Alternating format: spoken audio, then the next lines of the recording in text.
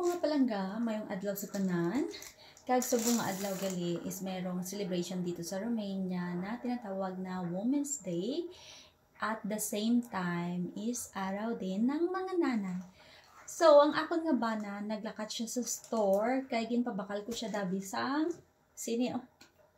sang pinya ba kay bukas maubra ako sang pizza, pineapple pizza, Mother's Day. So, yung baklan ako sang bana ko sang chocolate. Siya ang regalo sang akon nga bana. Subong nga Mother's Day, kag ari. Ang bulak na niya. Kag ini siya nga bulak.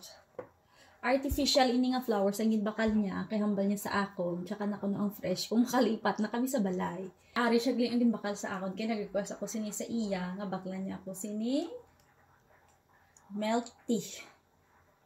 Yung tawag, so I have strawberry yata to. Tsaka ito naman is gata siya. Ginger. Satisfied na naman ang akon nga craving sa siniba. Subong nga Mother's Day. Mother's Day subong, so maluto ako sang tuna pasta. Pisan ko na ang pag-slice ang akon nga mga ingredients.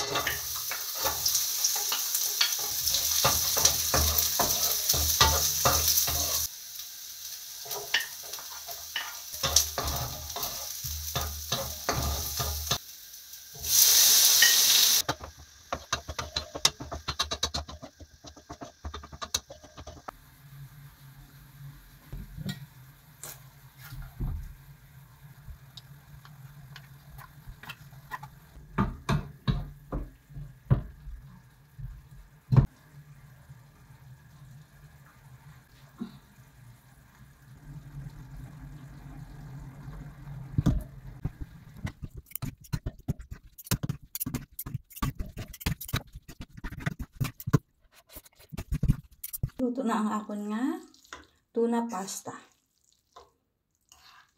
Luto na. So, makaon kita. Sang aton nga tuna pasta.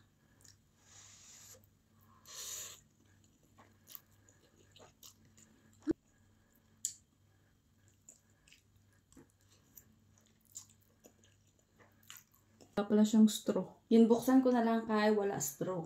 Nalipatan sang akon nga bana. Masarap. Strawberry.